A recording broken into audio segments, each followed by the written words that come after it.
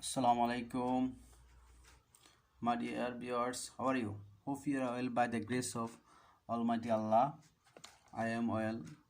Now I have been present here to discuss voice changing. Today we will change imperative sentences into passive voice. Okay. First of all, we have to know what imperative sentence is. Imperative sentence is a sentence which means order, command, request, advice to anybody. In this sentence, a subject is silent. A subject is silent. We cannot see any subject in this sentence. So, we can start our class. Please listen to my class carefully and watch my class carefully and comment and subscribe my class. Imperative সেন্টেন্সের active voice থেকে passive voice করার নিয়ম শুধুমাত্র মূল verb দিয়ে শুরুযুক্ত active ভয়েসকে passive voice করতে হলে আমাদেরকে প্রথমে কি করতে হবে? প্রথমে লেট প্লাস অবজেক্টিভ সাবজেক্ট হয় প্লাস বি প্লাস মূল ভার্বের ফার্স্ট পার্সন আকার হয়। যেমন ডু দ্য ওয়ার্ক, তাহলে প্রথম আমরা কি বসাবো? লেট। অবজেক্ট কি আছে? The work. দ্য ওয়ার্কটা কি হবে? সাবজেক্ট প্যাসিভ ভয়েসে। লেট দ্য ওয়ার্ক, তারপরে কি আমাদের নিয়মের বা রুলের বি ডুর ফার্স্ট পার্টিসিপল কি? Done. Let the work be done. প্রথমটির অর্থ কি? ডু দ্য ওয়ার্ক, কাজটি করো। পরেরটা কি হচ্ছে? Let the work be done. এরপর আসি next example, write the letter without any delay. তাহলে কি হবে? Let the letter be written without any delay.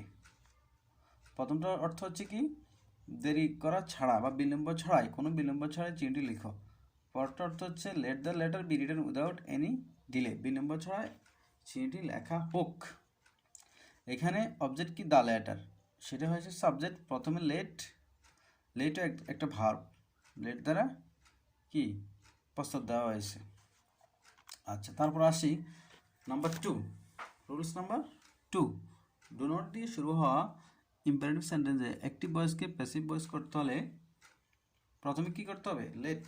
প্রথমে লেট নট, ডু নট থাকলে লেট নট, এটা আমাদেরকে ভালোভাবে মনে রাখতে হবে। ডু নট থাকলে লেট নট প্লাস অবজেক্টটি সাবজেক্ট হয় প্লাস বি প্লাস মূল ভার্বের ফার্স্ট পার্টিসিপল আকার বসে। আমরা জানি সবসময় প্যাসিভ ভয়েসে মূল ভার্বের ফার্স্ট পার্টিসিপল আকার, এটা নিয়ে কোনো সন্দেহ নেই। ঠিক আছে, তাহলে do not shut the door, দরজাটি বন্ধ করিও না। তাহলে প্রথমে কি লিখতে হবে?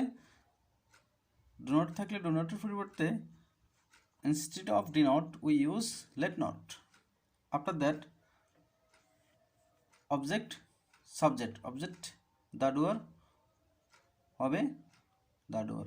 বি শাট, বি কি? বি হচ্ছে বি সূত্রের বি বা নিয়মের বি আর রুলের বি। আর শার্ট কি? শার্ট তো ভার্ব, প্রিন্সিপাল ভার্ব যাকে আমরা বলি বা মেন ভার্ব। শার্টের ফার্স্ট পার্টিসিপল হলো শার্ট। তাহলে let not the door be shut, দরজাটি যেন বন্ধ করা না হয়, এটা অনুরোধ বোঝাচ্ছে। ঠিক আছে, 3 নম্বর রুলে আসি আমরা। লেট প্লাস ব্যক্তিবাচক অবজেক্ট। ব্যক্তিবাচক অবজেক্ট বলতে আমরা কি বুঝি? Me, us, you, them, him, her. ঠিক আছে, যুক্ত ইম্পারেটিভ সেন্টেন্সে অ্যাক্টিভ ভয়েসকে প্যাসিভ ভয়েস করতে হলে প্রথমে লেট প্লাস অবজেক্টটি সাবজেক্ট হয় প্লাস বি প্লাস মূল ভার্বের ফার্স্ট পার্টিসিপল আকার প্লাস বাই প্লাস ব্যক্তিবাচক object. For example, let me do the work, তাহলে প্রথমে কি বসবে? লেট, এরপর অবজেক্ট কি? দ্য ওয়ার্ক, বি বি, ডুর পাস্ট পার্টিসিপল ডান, তারপরে বাই, তারপরে মি, মি যেমন সেমনি, ঠিক আছে, মির কোনো মি বসবে, এটা ব্যক্তিগত অবজেক্ট। 4 নম্বর রুলে আসি, মূল ভার্ব প্লাস ব্যক্তিবাচক object, me, us, you, them, him, her যুক্ত ইম্পারেটিভ সেন্টেন্সে অ্যাক্টিভ ভয়েসকে প্যাসিভ ভয়েস করতে হলে প্রথমে লেট প্লাস অবজেক্টিভ সাবজেক্ট হয় প্লাস বি প্লাস মূল ভার্বের ফার্স্ট পার্টিসিপল আকার প্লাস ফর প্লাস ব্যক্তিবাচক অবজেক্ট, যেমন বাই মি এ শার্ট, আমাকে একটি জামা কিনে দাও। তাহলে এটাকে আমরা ভয়েস চেঞ্জ করলে কী হবে, let a shirt be bought for me, let a shirt be bought for me, আমাকে একটা জামা কিনে দেওয়া হোক। এবার আসি 5 নম্বর নিয়মে আসি, নেভার যুক্ত ইম্পারেটিভ সেন্টেন্সে অ্যাক্টিভ ভয়েসকে প্যাসিভ ভয়েস করতে হলে প্রথমে let not plus objective subject হয় প্লাস এভার বি প্লাস মূল ভার্বের ফার্স্ট পার্টিসিপল। আমাদেরকে মনে রাখতে হবে যে নেভার থাকলে কি হবে, লেট নট, নেভার থাকলে লেট নট, এটা খুবই মনোযোগ দেখবে। নেভারটা কিন্তু নেগেটিভ শব্দ, যেমন নেভার অর্থ কখনোই না, কখনোই না। নেভার টেল এ লাই, কখনো মিথ্যা বলো না, let not a lie ever be told, never let not, তারপরে অবজেক্ট এলাই, সাবজেক্ট এলাই, তারপরে এভার বি টোল্ড, এখানে হচ্ছে লেট নট এলাই এভার বি টোল্ড, কখনো যেন মিথ্যা কথা বলা না হয়। আজ আমরা ইম্পারেটিভ সেন্টেন্সের যতগুলো নিয়ম আছে ততগুলো নিয়ম নিয়ে আলোচনা করেছি, আশা করি তোমরা বুঝতে পেরেছো। যদি কোনো সমস্যা হয় কমেন্ট বক্সে লিখবে, তোমাদের মতামত জানাবে, আমি তোমাদেরকে বোঝানোর চেষ্টা করব। তারপরেও আবার বলি, তাহলে ইম্পারেটিভ সেন্টেন্সের প্রথম কি, প্রত্যেকটা বাক্য আমরা কি দেখেছি, লেট দিয়ে শুরু হয়েছে, অবজেক্ট সাবজেক্ট বি বসছে, আর ডু নট থাকলে লেট নট, ঠিক আছে, ব্যক্তিবাচক অবজেক্ট হলে এটা বাই যুগে ব্যক্তি অবজেক্টিভ বসবে, তারপরে আর কি মূল ভার্বের পরে ব্যক্তিগত অবজেক্ট থাকলে সেখানে আবার একটা প্যাঁচ আছে, সেটা কি, সেটা পর যুগে ওই ব্যক্তিগত অবজেক্টটা বসবে।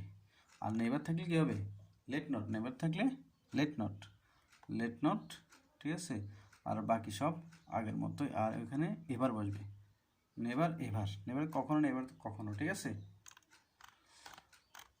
বুঝতে পারছো তো? যদি তোমরা বুঝো তাহলে আমার ক্লাসটা সাকসেসফুল হবে।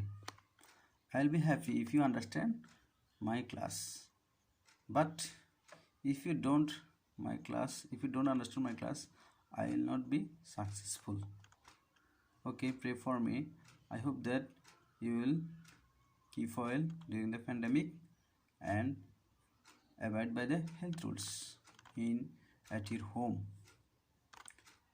Practice makes a perfect. Thank you. Allah Hafiz.